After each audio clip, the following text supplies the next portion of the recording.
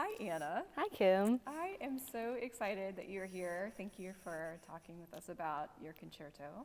I know that I had the opportunity to listen to you perform it on your recital, so I had a sneak peek, and now I get to conduct it, which is even more spectacular. So maybe we should let people know a little bit about the piece and why you chose it and who the composer is. Okay, yeah. So Ibert is a French composer.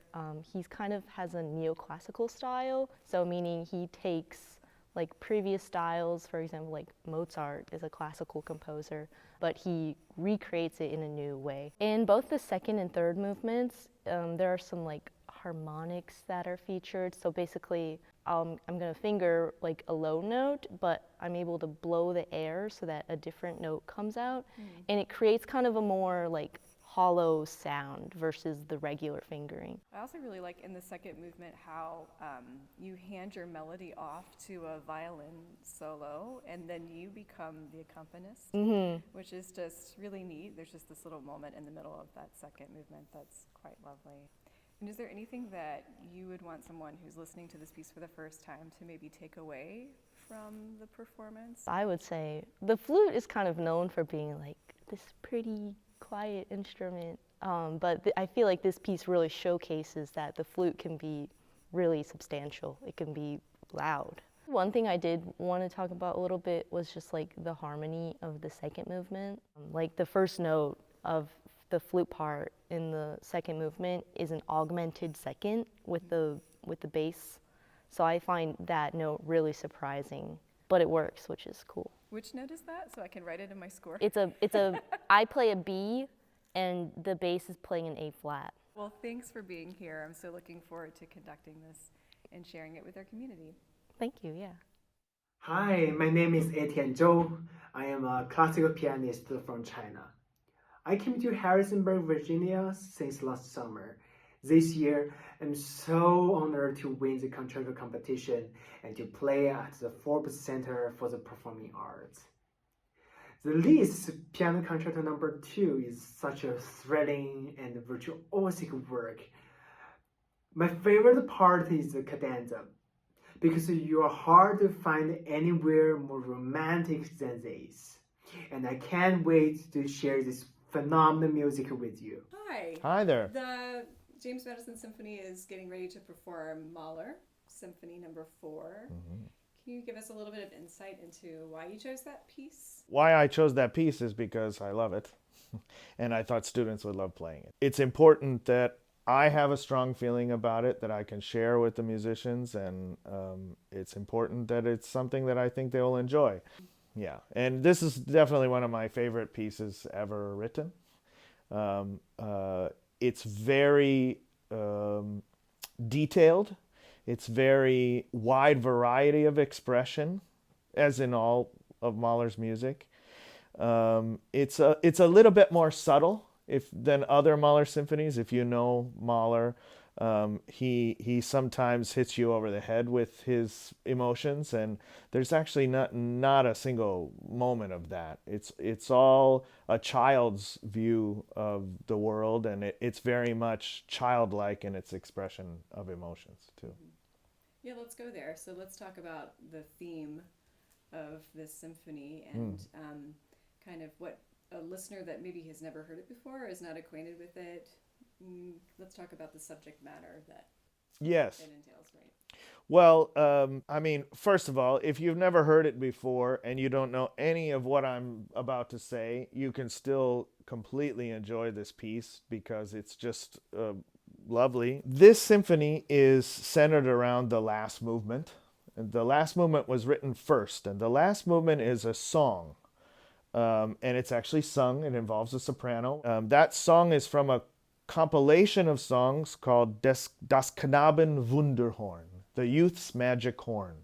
And Mahler wrote a lot of songs from that collection. He wrote this one maybe 10 years before he wrote the symphony. The song is a child's view of heaven. The child goes to heaven. My favorite part is at the end when the child sings about how, and the music up here is fantastic. But second movement is a dance of death. It's actually based on a painting that depicts sort of Death playing the fiddle in the background of it's a self-portrait. It involves a violin which is mistuned, and that gives it a kind of folky fiddle kind of sound, and also a little bit of a demonic.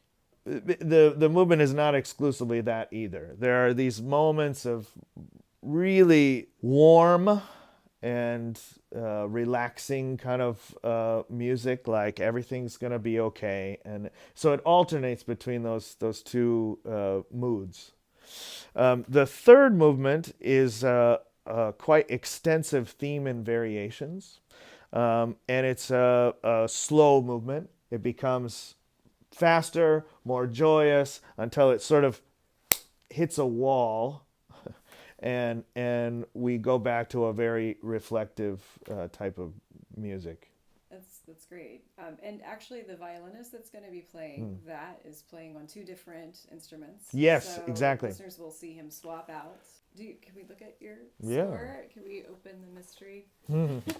Here's the first page. There's a lot of writing in German. Mostly the musical language is Italian, right?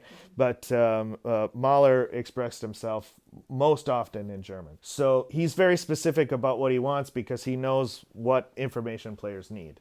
So if somebody comes to the concerts, first time they've heard Mahler 4, what should they listen to next after that? What would be your suggestion?